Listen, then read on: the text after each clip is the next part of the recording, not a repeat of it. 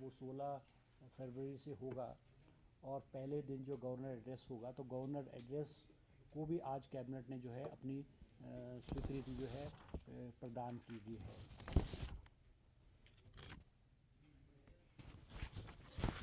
आज एक और महत्वपूर्ण फैसला लिया है कि हमारे जो शराब के ठेके हैं, एक्साइज पॉलिसी को भी आज कैबिनेट ने अपनी अनुमति प्रदान की है और कैबिनेट ने फैसला लिया है कि शराब की जो ऑक्शन है वो ई ऑक्शन के माध्यम से जो है की जाएगी और ये पहली बार जो है ई ऑक्शन के माध्यम से शराब के ठेकों की बोली बोली जाएगी। अमूमन क्या होता था कि पहले डिप्टी कमिश्नर को ऑथराइज़ किया जाता था और वहाँ पे ठेकेदार आकर के बोली करते थे और बहुत सारे लोग पूलिंग भी कर लेते थे। इसी वजह से जो शराब के ठेके हैं वो उसमें उतनी वृद्धि नहीं आती थी।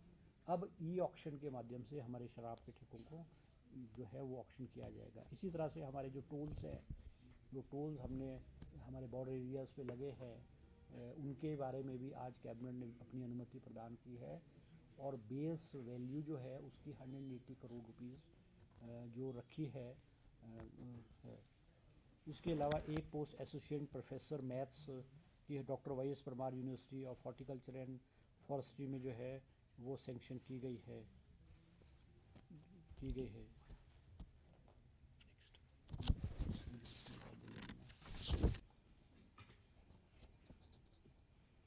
इसी तरह से एक हमारा प्रोजेक्ट है, जायका के थ्रू प्रोजेक्ट है, प्रपोज किया है स्टेट गवर्नमेंट ने, जिसमें लगभग कोई 1617 करोड़ रुपए का प्रोजेक्ट है, जिसमें हमारी जो हेल्थ इंस्टीट्यूशंस हैं, मेडिकल कॉलेजेस हैं, हॉस्पिटल्स हैं, इनकी जो मशीनरीज है वो आउटडेटेड एंड ऑब्सोलीट है।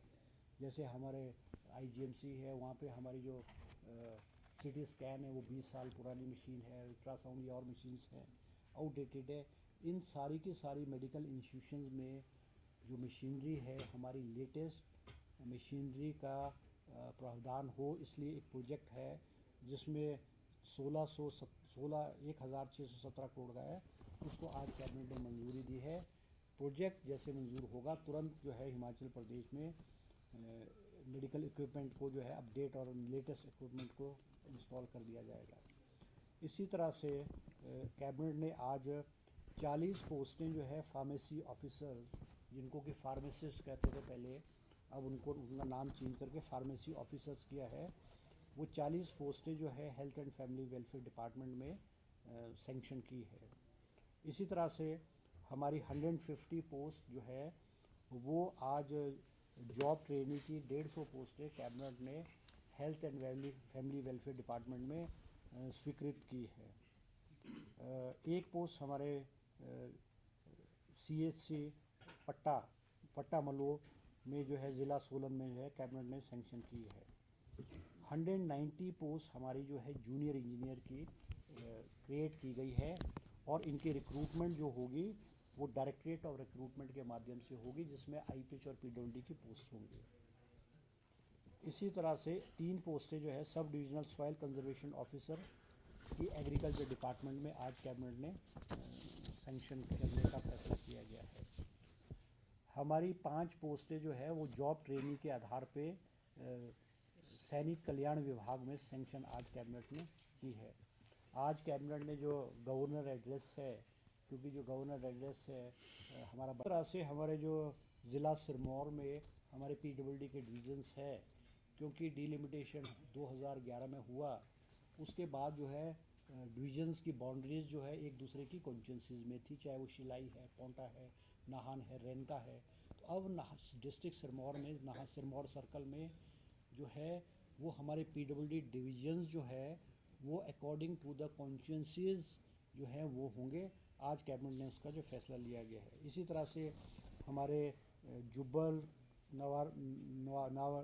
नवारकोटखाई में वेटनरी हॉस्पिटल खोलने का भी जो है, वेटनरी हॉस्पिटल को सब अपग्रेड करके सब डिविजनल पशु चिकित्सालय खोलने का फैसला कैबिनेट ने लिया है। आज कैबिनेट ने 30 पोस्टें जो है रेडियोग्राफर की health and family welfare department में खोलने का फैसला भी लिया गया है।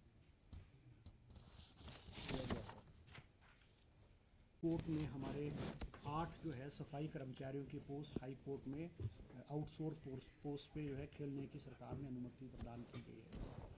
इसके अलावा जो हमारी जो फीमेल होमगार्ड में कांस्टेबल्स हैं, जवान लगती है, उनको मैटरनिटी लीव का प्रोविज़न नहीं था। कैबिनेट ने आज उनको 26 वीक्स का जो मैटरनिटी लीव देने का आज कैबिनेट ने उसको फैसला किया है। इसी तरह से हमारे ड्रग टेस्टिंग लेबॉर्ट्रीज़ को नूरपुर, बद्दी और ऊना में खोलने का फैसला किया गया है। हर लैब में 12-12 पोस्टें क्रिएट की जाएंगी। इन टोटल 36 पोस्ट जो है इन ड्रग टेस्टिंग लेबॉर्ट्री में सरकार द्वारा खोली गई है। इसके अलावा हमारे जो राजस्व विभाग में आपदा प्रबंधन प्रकोष्ठ है, इसमें 3 पोस्टें जो है JOIT के खोलने का फैसला लिया गया है। इसी तरह से हमारे जो इंदिरा गांधी सुख शिक्षा योजना है, जिसमें हमारी जो विडोज़ हैं उनकी लड़कियों को जो प्रोफेशनल कोर्सेज करते हैं, चाहे इंजीनियरिंग है, चाहे मेडिकल है, चाहे नर्सेज है, उनको पहले हिमाचल प्रदेश में प्रोफेशनल कोर्सेज का सारा उनकी जो असिस्टेंस है, उनका जो फ़ीस थी वो हिमाचल सरकार देती थी।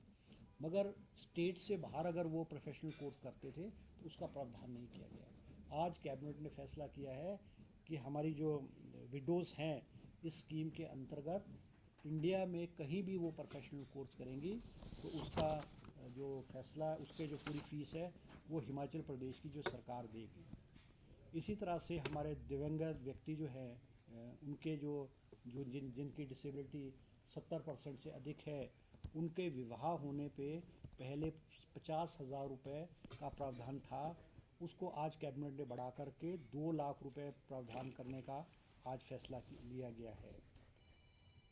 इसमें हमने जो है हमारी सरकार ने जो हमारे 70 साल की उम्र से ज़्यादा पेंशनर्स हैं, उनका जो DA है, जो ड्यूज़ थे वो 100% क्लियर हो गए हैं। और जो हमारे क्लास 4 के एम्प्लॉयज़ हैं, उनका जो एरियर्स है वो 70% जो है हमारी सरकार ने जो है वो क्लियर किया गया है। तो ये आज कैबिनेट ने विस्तृत रूप से इस विषय पे जो है चर्चा की है और हिमाचल प्रदेश को आत्मनिर्भर बनाने का फैसला जो है लिया गया है। हम कैबिनेट में आज कहा है कि भाई हिमाचल प्रदेश में विकास की गति नहीं रुकेगी, हिमाचल प्रदेश जो है विकास के राह में आगे बढ़ता रहेगा। इसके अलावा जो कैबिनेट के जो हमारे एजेंडा थे, वो एजेंडाज हमारे इस प्रकार थे। 1/3 of what Bharatiya Janata party got in 5 years. उसके बावजूद भी हिमाचल प्रदेश की जो विकास की गति है वो हिमाचल मुख्यमंत्री सुखविंदर सिंह सुक्खू जी ने रुकने नहीं दी है। बेशक हमारा जो फाइनेंशियल क्राइसिस रही है, वित्तीय हमारे को संकट रहा है, उसके बावजूद भी हिमाचल प्रदेश में 23 में आपदा आई, 2025 में आपदा आई। बहुत सारा हिमाचल प्रदेश को 2023 में 10,000 करोड़ का नुकसान हुआ, 2025 में 5,000 करोड़ का नुकसान हुआ। और गवर्नमेंट्स ऑफ इंडिया से जो हमें पैसा मिलना चाहिए था आपदा राहत में, वो हमको नहीं मिला। 2023 की जो नुकसान हुआ है उसमें 2,000 करोड़ रुपए के आंकलन किया, मगर गवर्नमेंट ऑफ इंडिया से अभी हमें सिर्फ 1,000 करोड़ रुपए मिला है।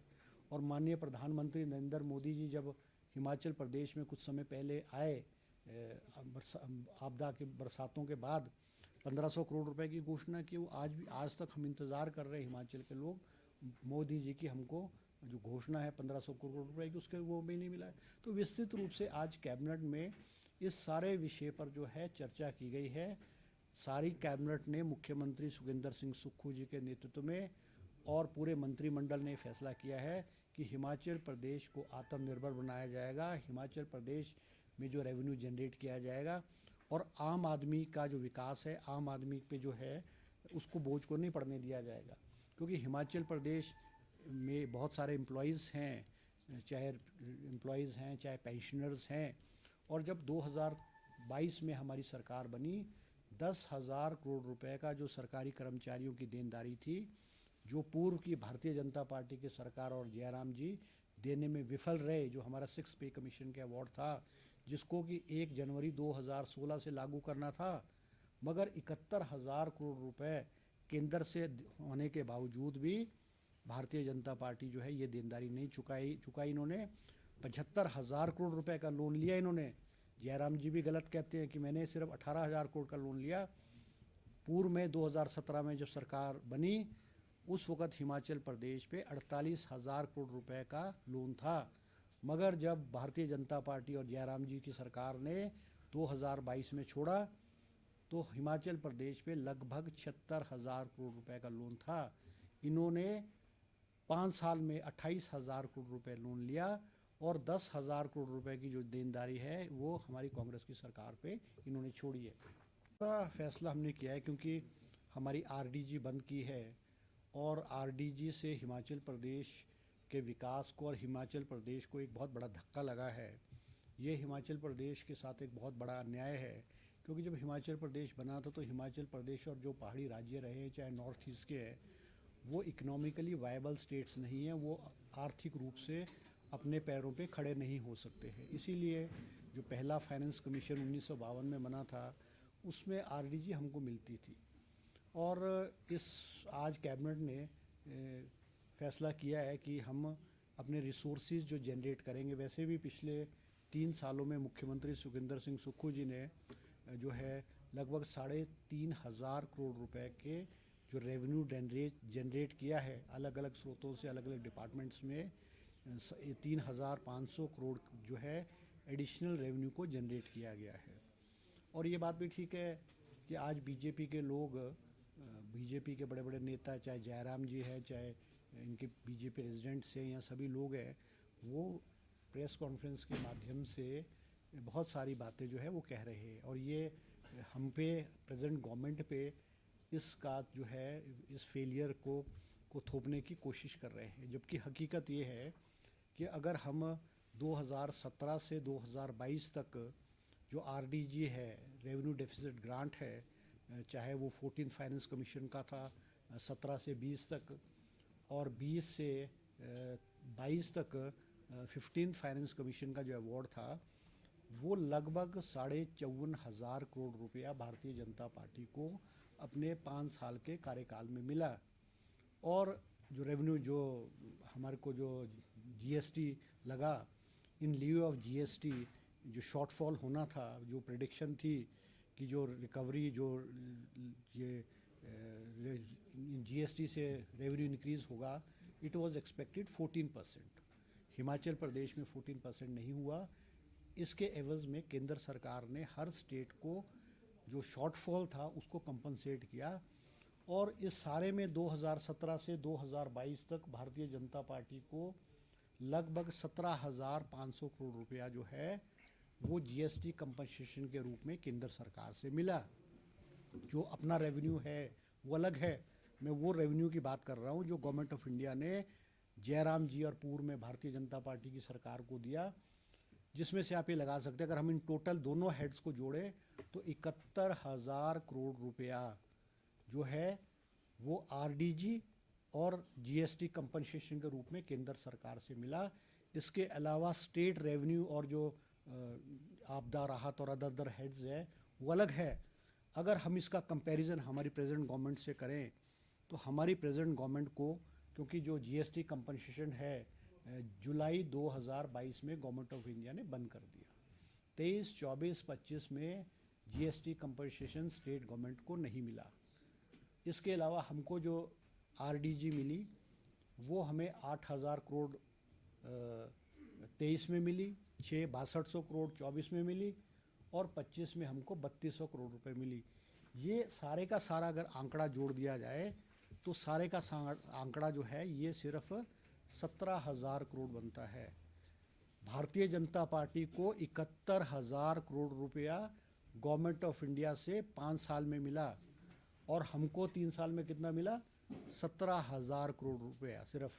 मतलब इट इज़ हिमाचल प्रदेश मंत्रिमंडल की बैठक माननीय मुख्यमंत्री श्री सुखविंदर सिंह सुक्खू जी की अध्यक्षता में हुई है।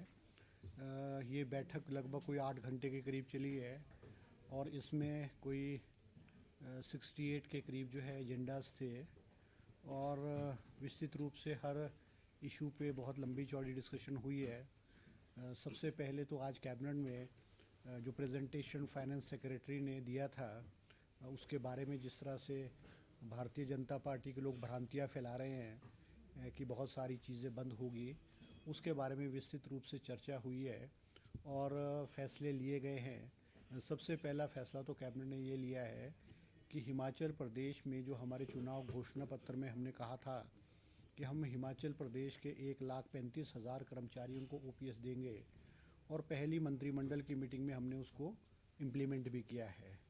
आज कैबिनेट ने फैसला किया कि ओपीएस को बहाल एज इट इज़ रखा जाएगा। उसको जो है, जैसे कि सेक्रेटरी फाइनेंस का प्रपोजल था, उसको रिजेक्ट कर दिया गया है और ओपीएस हिमाचल प्रदेश में कंटिन्यू करेगी।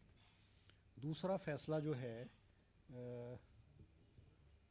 वो कैबिनेट जो किया है रिक्रूटमेंट के बारे में किया है कि हिमाचल प्रदेश में जो है, क्योंकि हिमाचल प्रदेश के जो अधिकांश नौजवान हैं वो ये चाहते हैं कि हिमाचल प्रदेश में सरकारी नौकरी में उनको जो नौकरी मिले, तो ये नौकरियों पे बैन वाली बात है वो हिमाचल प्रदेश में नौकरियों पे बैन नहीं होगा।